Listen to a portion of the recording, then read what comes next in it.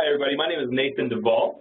Thanks for joining us today. I run the continuous delivery digital pre-sales team here at CA, and one of the products that we have the pleasure of supporting is continuous delivery director. So really what we were wanting to do is kind of get everybody together that signed up for either the trial or the free version the past couple months, and really try and help you figure out the best way to get started quickly, because we know that whenever you're moving down a new direction, whether it be for a company or a specific team, there are always hiccups. We're trying to help make that as smooth as possible.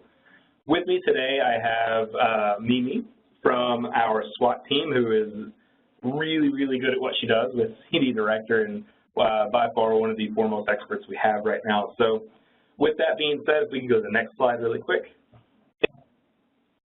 Really what we wanted to do is kind of start off by showing you what does it look like in state for continuous delivery director. Where can you get to, and where do we see people kind of moving along their journey towards continuous delivery or continuous integration, and what makes the most sense for your company, right? So we wanted to show you what the tool is actually capable of and kind of start there, but then take a step back and fully understand where is it we're actually seeing customers start when they're just now beginning to leverage CDD in their processes, and then how can you actually kind of get that up and moving, and then what does it really look like when you're making that transition yourself.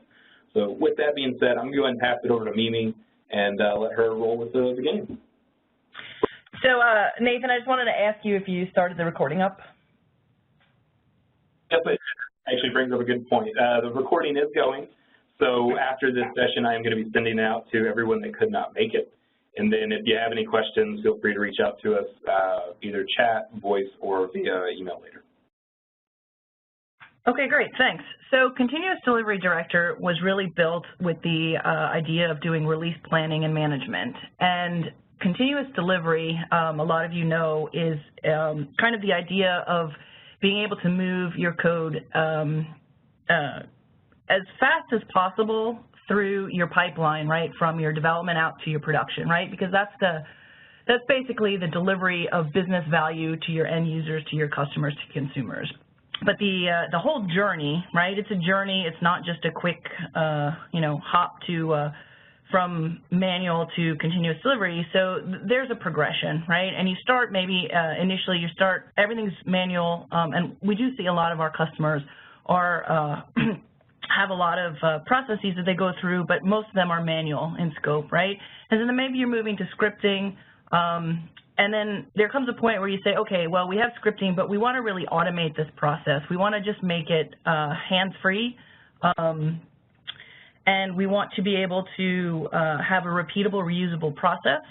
So we're starting to look at automation. And now, once we have our automation in place, we say, how can we do this continuously, right? We don't want to have to stop and start. We want to basically be able to check in our code, build it, and push it through our pipeline. And that's usually going to include things like deploying it out, testing it in multiple different scenarios, gaining approvals, and then actually pushing it out to our production pipeline. And then eventually you'll have it in such a way that you're optimized.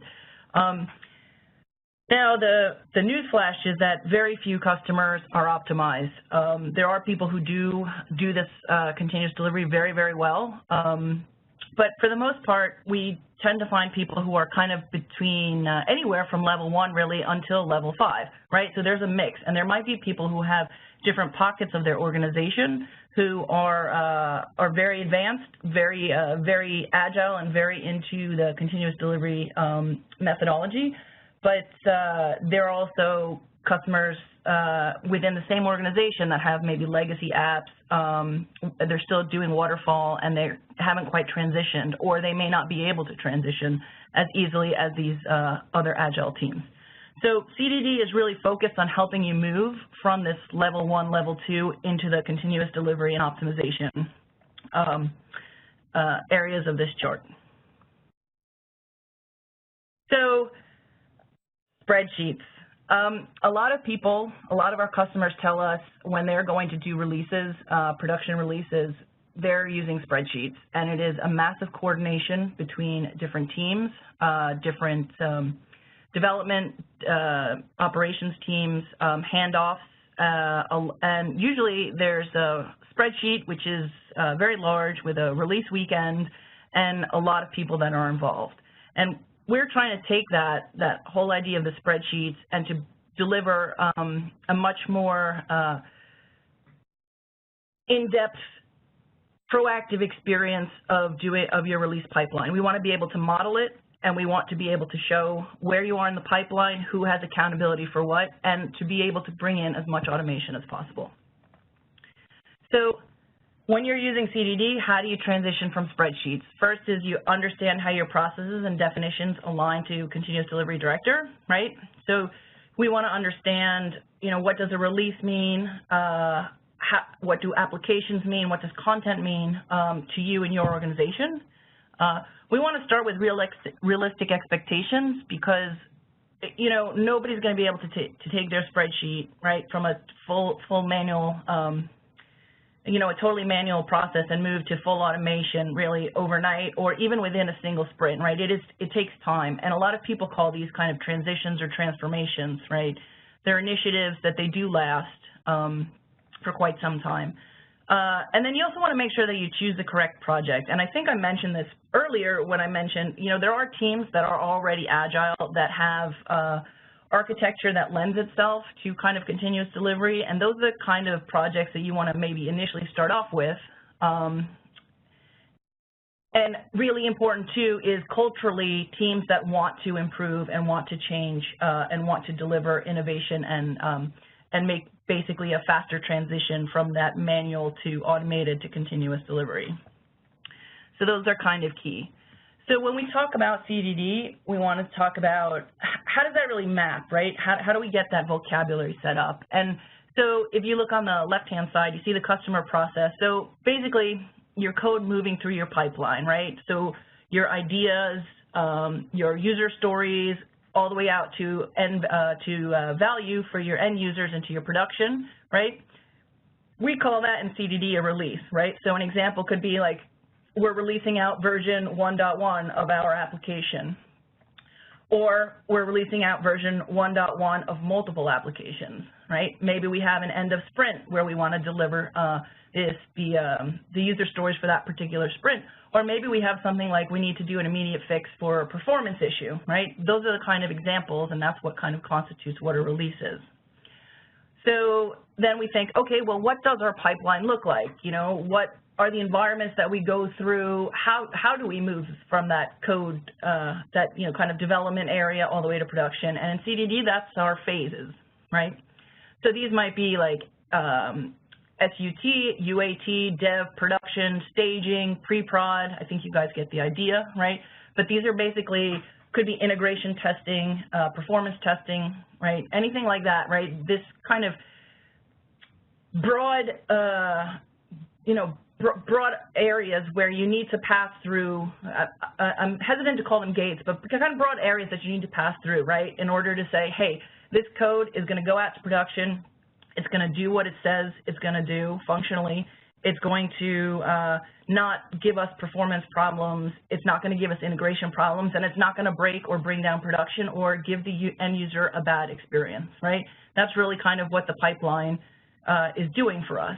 And then we think, what needs to get done for code to move through that pipeline, right? So now these are kind of more discrete, specific steps, and in CDD they're tasks, right?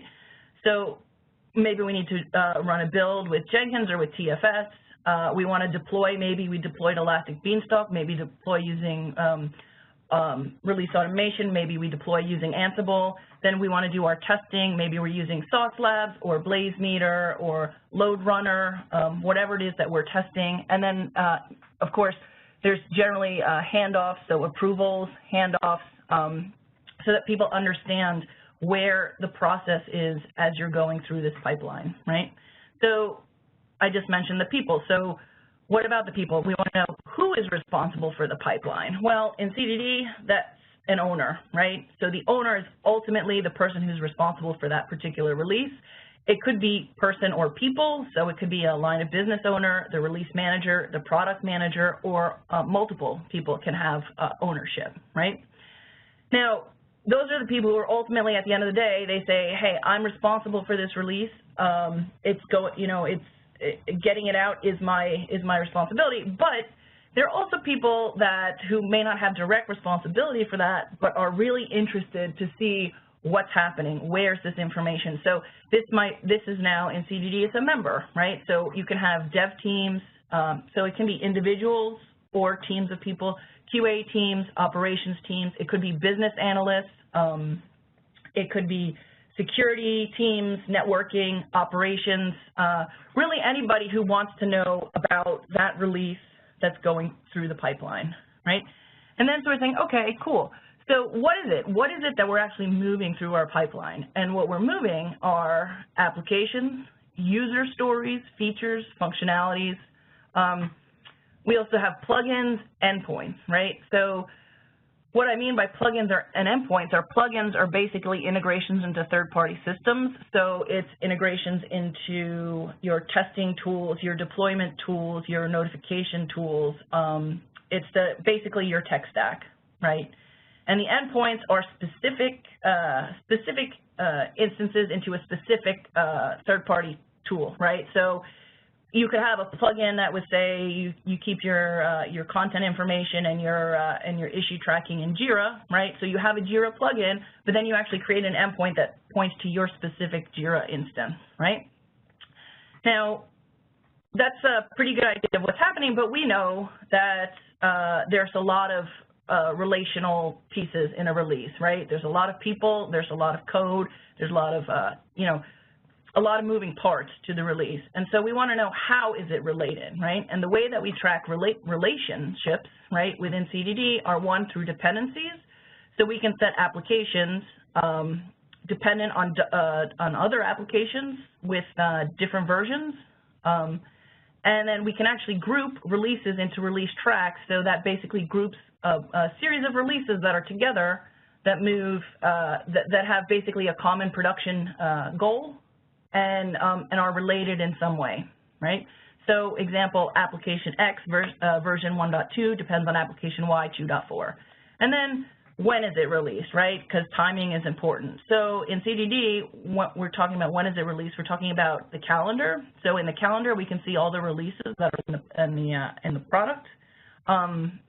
We can see the phase timeline. So for each phase that we go through, like when are we scheduled to do them? So now we can see, are we behind schedule, are we on schedule, or are we on target? And this helps with our planning, right? And we can see release tracks milestones, which are specific milestones that need to be met in order to make sure that code can move into production, right? So in this particular case, we might have release cadences. They could be quarterly, monthly, weekly, daily, or on commit, right? So any of those are examples of kind of our timeline.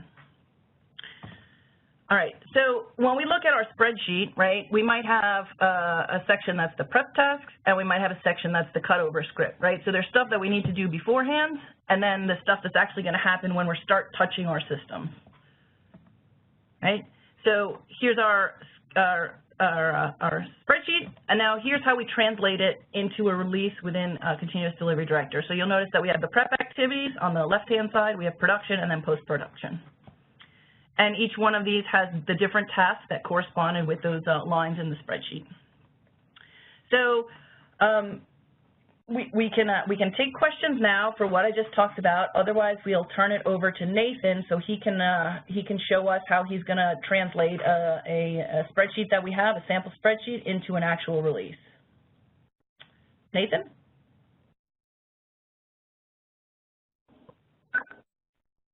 Yeah. So it doesn't look like there's any questions. Make sure there's nothing in chat. Are we looking? All right. Again, if you do have questions, feel free to post them in chat, or if you want to do it audio, just wait until we're kind of done here, and then let me share my screen. That's the other important part.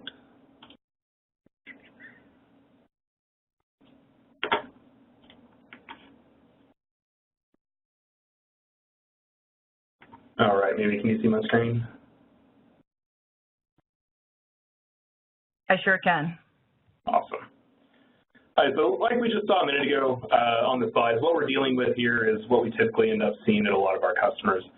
Their release process is based on an Excel spreadsheet of some sort, right? And the real tricky part of kind of starting this whole process is how do you get from this Excel spreadsheet over to creating a release in CDD.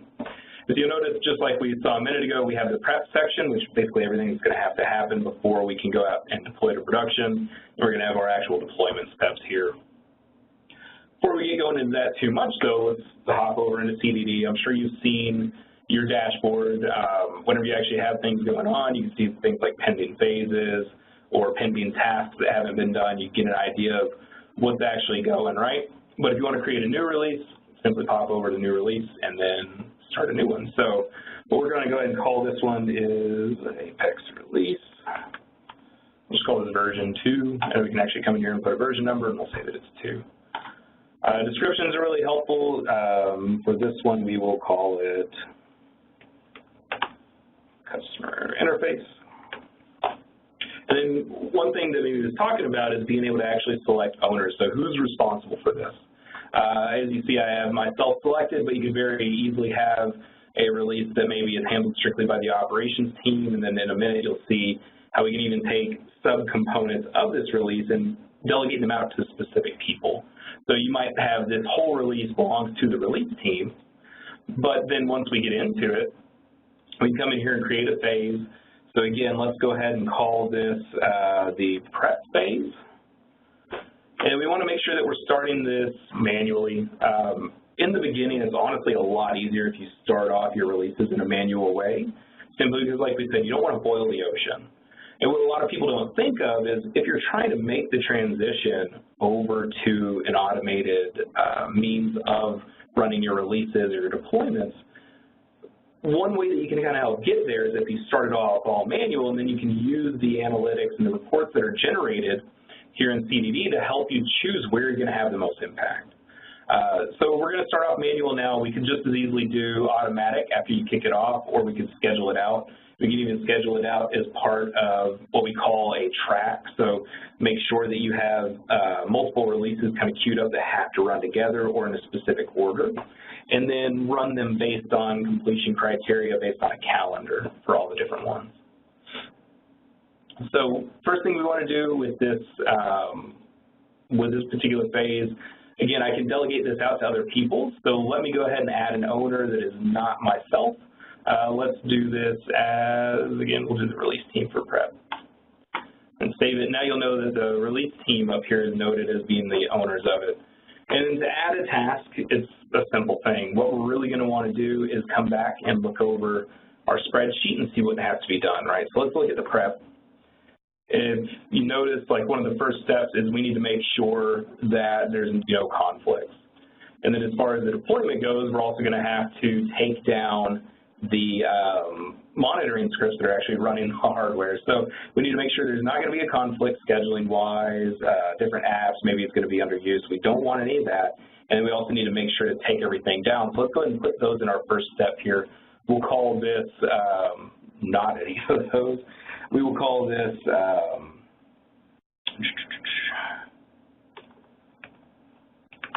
take down monitoring agents. Okay. And then because this is a manual step, all we really want to do is come in here and say, okay, for this particular step, what we're going to be responsible for is all of this text that's not wanting to select. There we go. You're going to need to do all of that, and then the last part of this is also going to be actually getting the scripts and running them. You also want to make sure that you inform the correct people.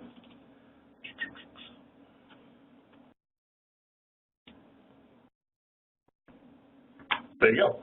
Now, as far as the owners for this, again, we will do the release team, and then since the operations team is going to have to be involved, at least to be known that we are going to be taking down their agents for their monitoring solutions, we'll throw them in there as well.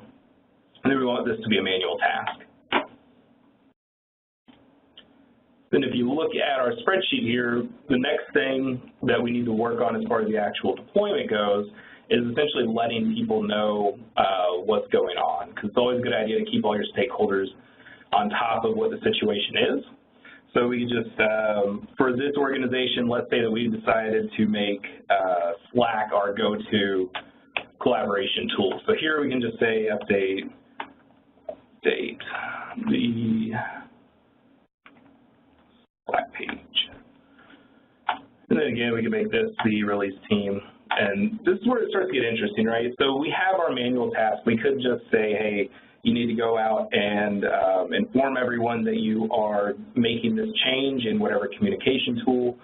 Or this is where we can start to bring in the idea of some very early level integrations. So again, Slack is something we see a lot of our customers using. It's fairly easy to use.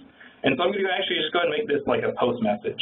And from here, all you do is say, hey, I want to use Slack to do this post message. And then agents have been taken down for, right, whatever you want your message to end up being. And then you can define who's going to be sending it. So let's say this is Apex. Oh, here, I put that in the wrong spot. This is the actual message, and in the channel that we want to go to, we know that we have this release team up here. So we'll just copy in the actual channel that we're going to. Okay. So a lot of our integrations are pretty simple to actually be able to utilize once you come in here and put a task in here for them. And we can keep going and build out this entire flow based on what we see here. In the spreadsheet, let's go ahead and do one more just to make sure that we're kind of hitting home here. But we can do, make sure we have the SQL scripts. Again, let's call this the same thing and make this another manual process. We'll go ahead and say that this is for the dev team. Maybe our DBA activities are handled by them. So really what you end up doing after you create this full flow, then you come over here and make the production step. Save time, I don't think you'll want to see me build out an entire one in front of you. What we did is we went ahead and translated that entire spreadsheet with the steps to what you see here. Now, you'll notice it's a lot of manual tasks, but again, the good thing about that is once we have all these manual tasks in place, we can use this as a single point of reference as to what's happening with a particular release.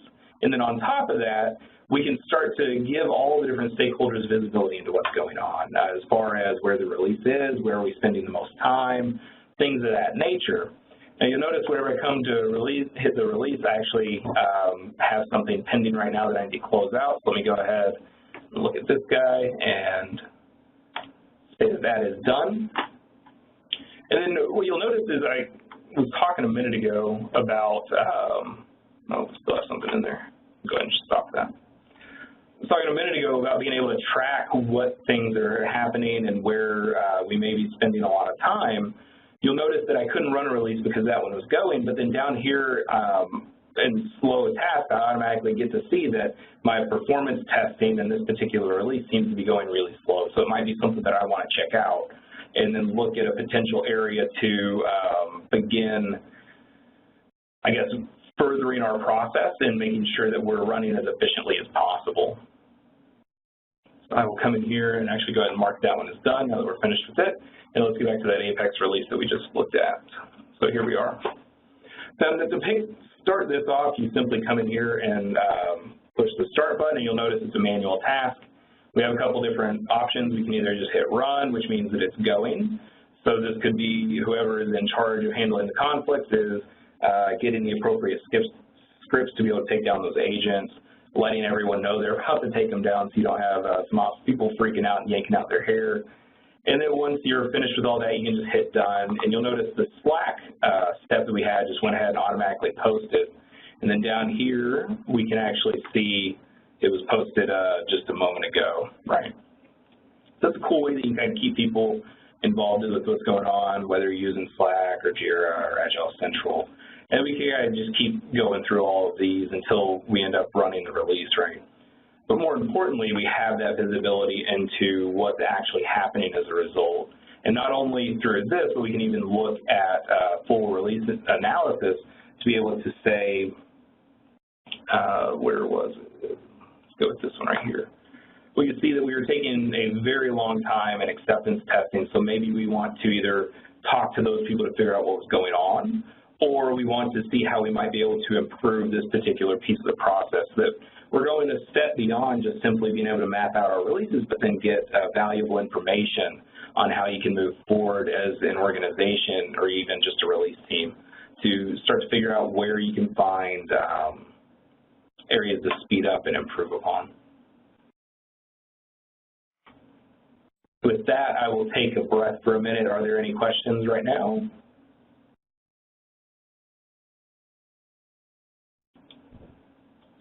Okay.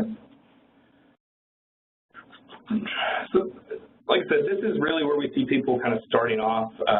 If you remember back to that chart that Mimi had shown, what we see is a lot of people, well, most companies that we're talking to these days are kind of starting off with this manual process, and they're working their way over to full-fledged automation, but we know that's not a journey that happens overnight, as many of our customers can attest to.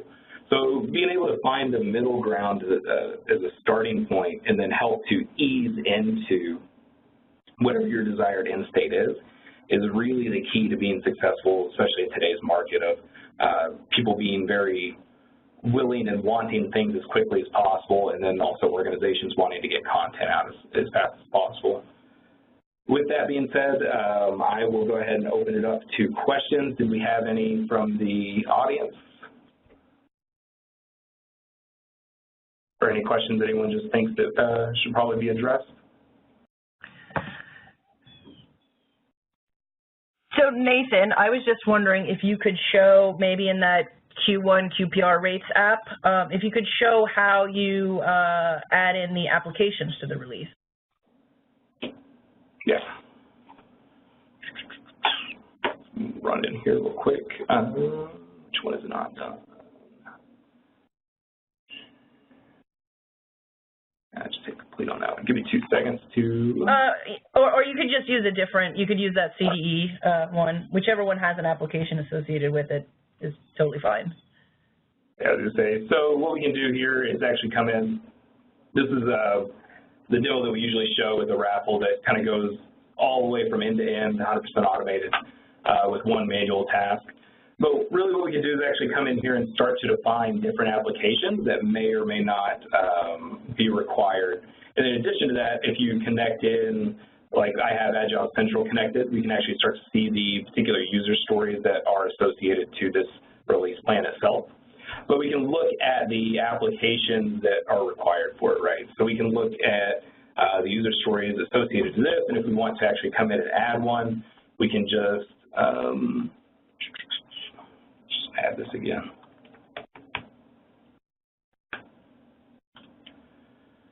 And then we can choose where we're going to be importing the content from as far as what it is that we're going to be looking for, and the project name. I just open one of these. Can't.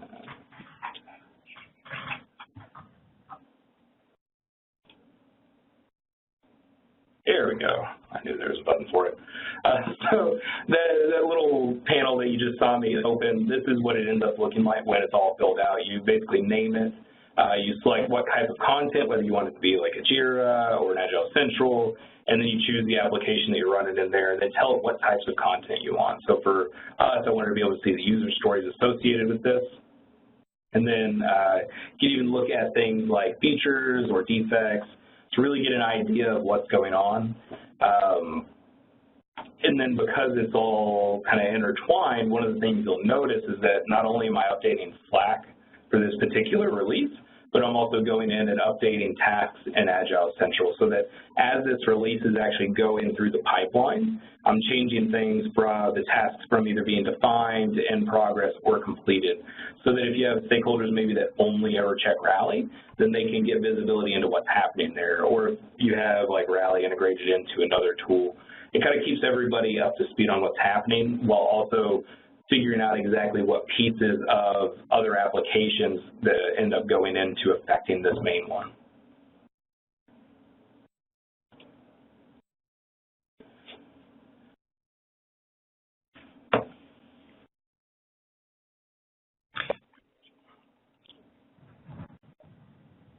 And I'll ask one more question, and as long as we're talking about applications, so can you show how we can set dependencies amongst the different applications? If you go back to the Applications tab. Yes. And if you see for each application that you have the raffle, the back end, and I think there's a third one, but maybe I don't see that right now. And you have the different versions on the right-hand side, so they both happen to be version 40, but in real life they're generally not. But exactly. You can go ahead. Yeah. Yeah, so you come in here and basically just specify which applications are required to be able to run this one, and then from there, go ahead and say that sample application 1 right here, right? Then,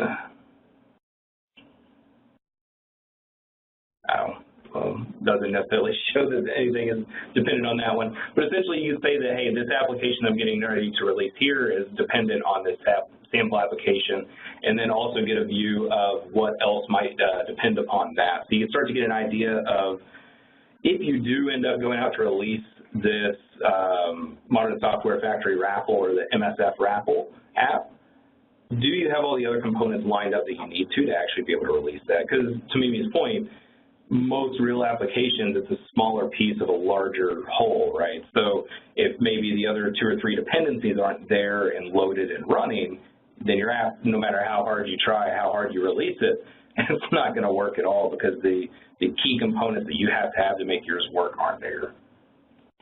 And then you just simply hit set, and then it will go ahead and associate that dependency to this application right here.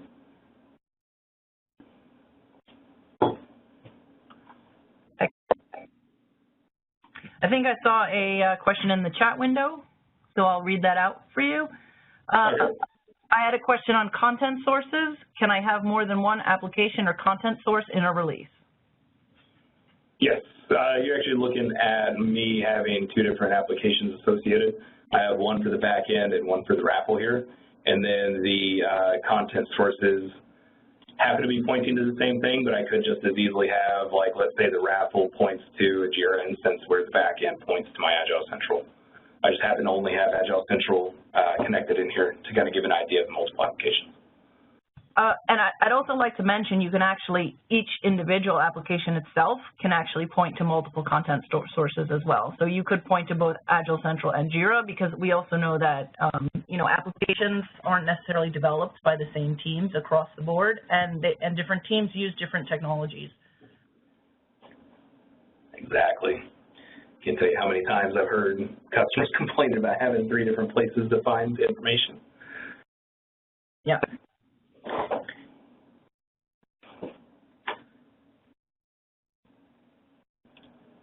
Cool. Well, I mean, is there anything else that you think that we should look at or see, Mimi, as far as to try and get people started as efficiently as possible? I think you gave a really nice overview, Nathan, and the idea is really kind of, you look at what your process is, and being able to articulate your process, especially, well, if you already have enough spreadsheet, right? So this is the way I kind of think about it. Okay, here's the spreadsheet of all the things and the phases and tasks that need to be done. Here are the owners.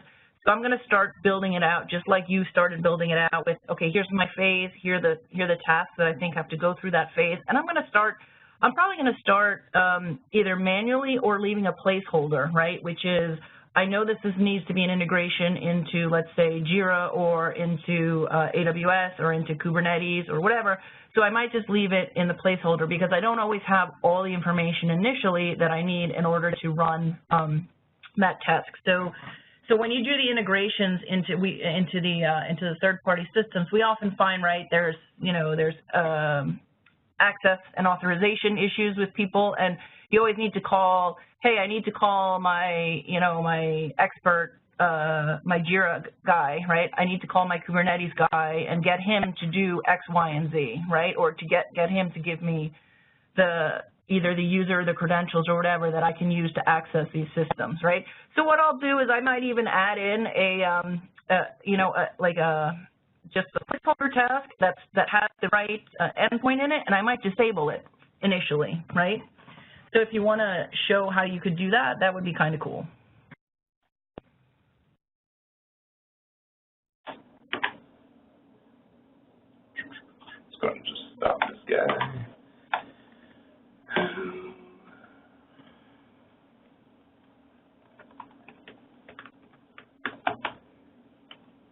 butchered that. Looks about right, though. No, it's pretty good spelling.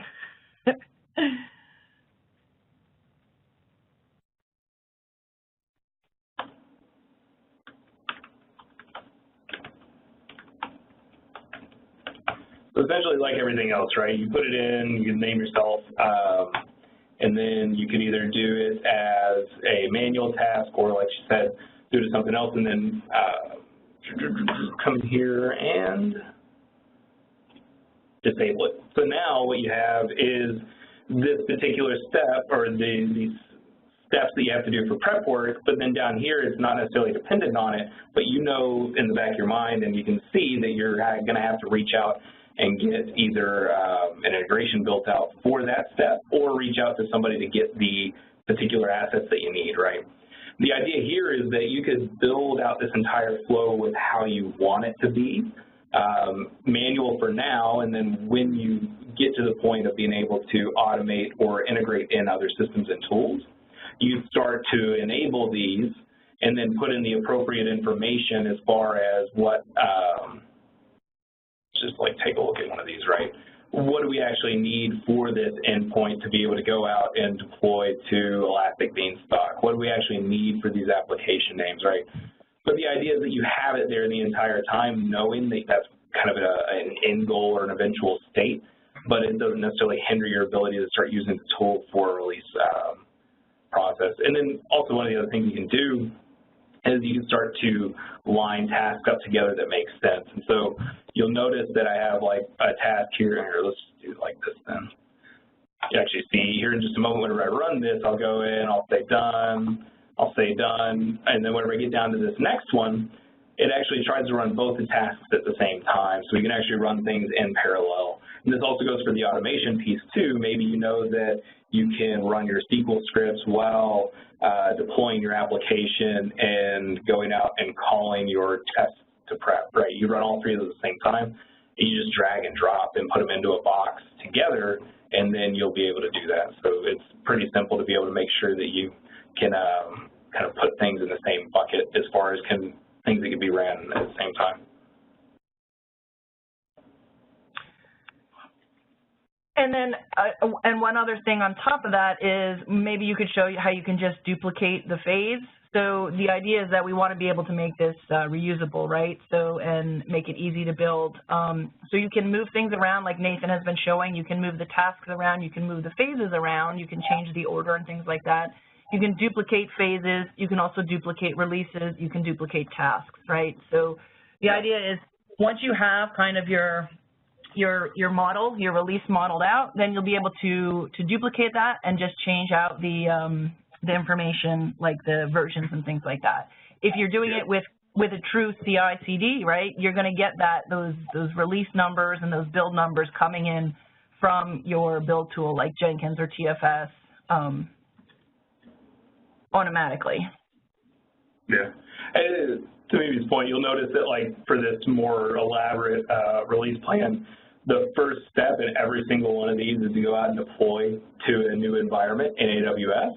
You don't want to have to build out this task every single time. So it's a lot easier. It makes your job a lot less complicated if you can just come up here, hit duplicate phase, maybe change the name from GUI functional, but now you have the entire phase built back out without actually having to go in and manually do all the manipulation for that. Just makes it a lot more efficient when you're just starting out.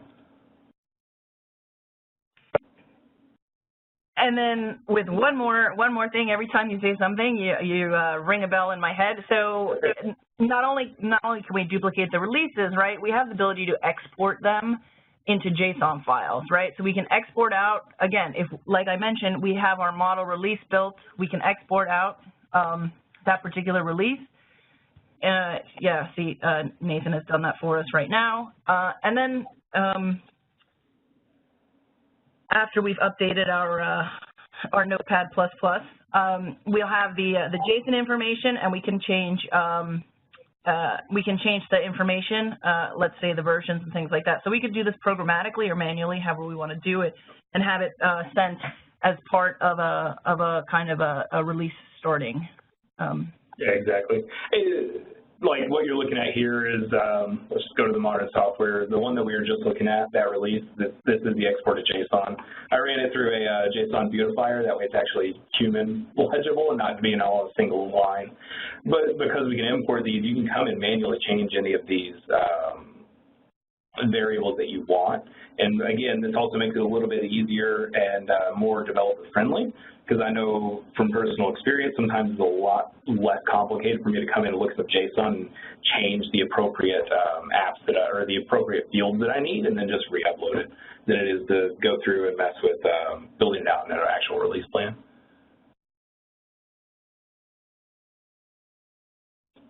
Excellent. Yeah. And we have another question in the chat window, so I'll read it out. Can you set a threshold on whether we move to the next phase? For example, performance testing has a 70% passing in order to move to the next phase. Anything below that should stop an alert. So you will be able to see the information about the kind of the performance testing and the passing and failing of the different tests. Right now, what you would do is you would probably keep, so it's going to automatically fail when that performance test comes in failing. Right now, there's not a threshold to it, and you can then go and kind of take a look at, the results and then decide whether or not you want to move on or not, right? So you do have the ability to skip failed tasks if they're within an acceptable range, let's say into that, they're past that 70% passing, to move on to the next phase. Mimi, correct me if I'm wrong here, but what's actually happening in that instance is it would be blaze meter failing the test and then sending back the failing response to CDD, which would then essentially stop the flow. As you see here, mine failed 18 minutes ago, just because it says that it didn't start, but there's an issue I have to work out.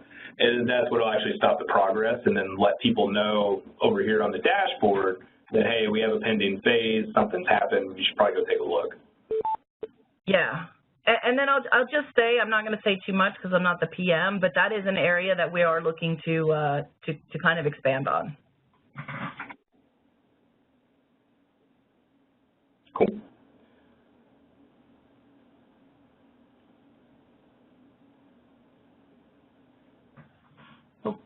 Well, if there aren't any other questions, I guess we give everyone 15 minutes back in the day. Is there anything else like last minute that you think we should cover? I think this was good. Okay. If you could swap that, or I think I have the slide. Yeah, no, if you could swap back to the slides real quick. Sure.